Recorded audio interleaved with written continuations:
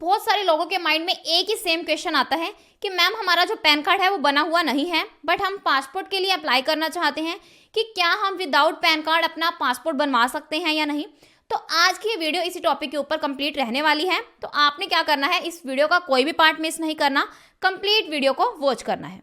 तो जैसा कि आप सबको पता ही है कि अगर आप एक इंडियन सिटीजन हैं तो आपके पास कुछ जरूरी डॉक्यूमेंट्स अगर हम बात करें तो यहाँ पर आपके पास आपका Aadhaar card, pan card, voter ID card, driving licence और आपके एजुकेशनल सर्टिफिकेट्स, यानी कि ये सारे डॉक्यूमेंट्स आपके पास होने बहुत ज़्यादा ज़रूरी हैं। तो यहाँ पर पैन कार्ड की भी अपनी नेसेसिटी है, यानी कि आज के टाइम में जो पैन कार्ड है, अगर आपकी एज 18+ हो जाती है तो आपके लिए ज़रूरी है कि आप अपना पैन कार्ड भी बनवा लो। क्योंकि अगर आप अपना किसी भी बैंक में अपना सेविंग्स अकाउंट ओपन करना चाहते हैं, कोई फाइनेंशियल ट्रांजैक्शन करते हैं, बैंकिंग ट्रांजैक्शन करते हैं, कोई प्रॉपर्टी सेल परचेज करते हैं, किसी टाइप का कोई लोन लेते हैं, अपने इनकम टैक्स रिटर्न फाइल करते हैं, तो इन सारे कामों को करने के लिए आपके पास पैन कार्ड होना जरूरी है। तो अगर आपके पास पैन कार्ड नहीं है तो आप ये सारे काम नहीं कर सकते। तो सेम पासपोर्ट बनवाने के लिए भी अगर आपके पास आपका पैन कार्ड है तो बहुत अच्छी बात है, बट अगर आपने अपना पैन कार्ड अभी तक नहीं बनवाया है तो आप बनवा सकते हैं, बट एज सच कोई यहाँ पर नेसेसिटी नहीं है कि आपके पास आपका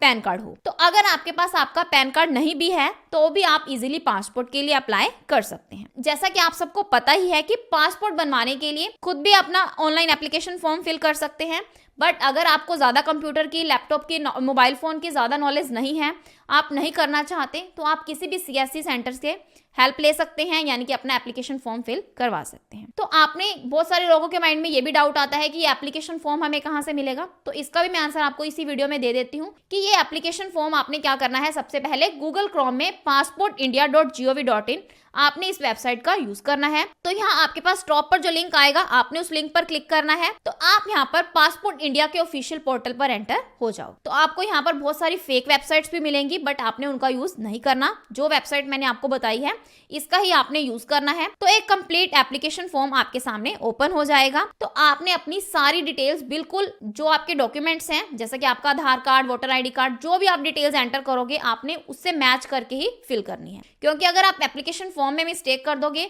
तो आपका जो पासपोर्ट है वो किसी भी हालात में नहीं बनेगा। तो आपने क्या करना है, अपना एप्लीकेशन फॉर्म बिल्कुल सही ध्यान से सारी स्पेलिंग्स को चेक करते हुए ही फिल करना है।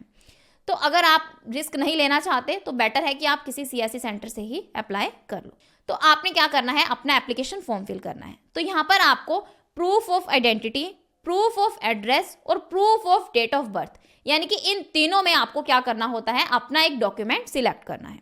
तो अगर हम यहाँ पर बात करें प्रूफ ऑफ आइडेंटिटी की, तो यहाँ सबसे पहले आपके पास यहाँ पर ऑप्शन होता है कि आप यहाँ पर अपना आधार कार्ड भी दे सकते हैं, अपना वोटर आईडी कार्ड दे सकते हैं, अपना ड्राइविंग लाइसेंस दे सकते हैं, और आपके पास यहाँ पर पैन कार्ड का भी ऑप्शन होता है। तो ये आपके ऊपर डिपेंड करता है कि कौन सा डॉक्यूमेंट आपके पास अवेलेबल है, जिसमें आपकी जो डिटेल्स हैं, आपका नेम, आपका एड्रेस, आपकी डेट ऑफ बर्थ, यानी कि वो सारी डिटेल्स बिल्कुल सही हों। तो आप यहाँ पर अपना कोई भी डॉक्यूमेंट सिलेक्ट कर सकते हैं। तो यहाँ पर आपके पास पैन कार्ड का ऑप्शन तो है, बट आप अगर आपके पास नहीं है तो आप यहाँ पर अपना आधार कार्ड भी यूज़ कर सकते हैं, या फिर अपना ड्राइविंग लाइसेंस या वोटर आईडी कार्ड भी यूज़ कर सकते हैं।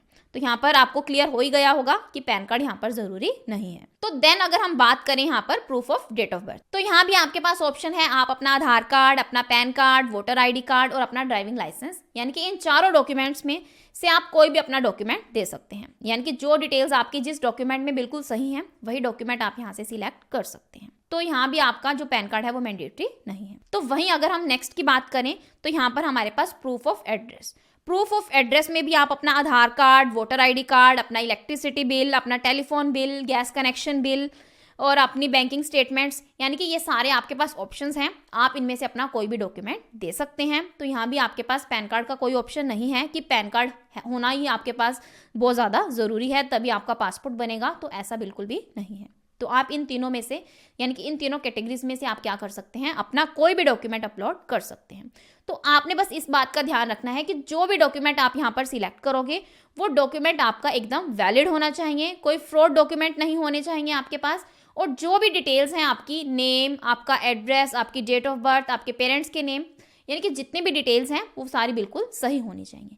ये नहीं कि आप अगर यहाँ पर प्रूफ ऑफ एड्रेस में अपना आधार कार्ड सिलेक्ट कर रहे हैं और proof of date of birth में अपना वोटर आईडी कार्ड सिलेक्ट कर रहे हैं, बट दोनों डॉक्यूमेंट्स में अगर आपका जो एड्रेस है या नेम है किसी भी टाइप की कोई मिस्टेक हो जाती है तो आपको यहाँ पर बहुत बड़ी दिक्कत का सामना करना पड़ेगा। तो आपने यहाँ पर क्या करना है, इन बातों का ध्यान रखना है, तो आपका जो पासपोर्ट है वो इजीली बन जाएगा।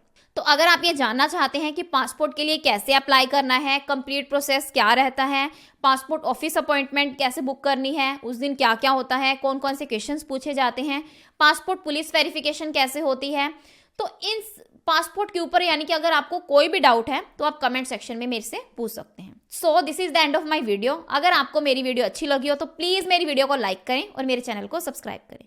Thanks for listening and thank you everyone.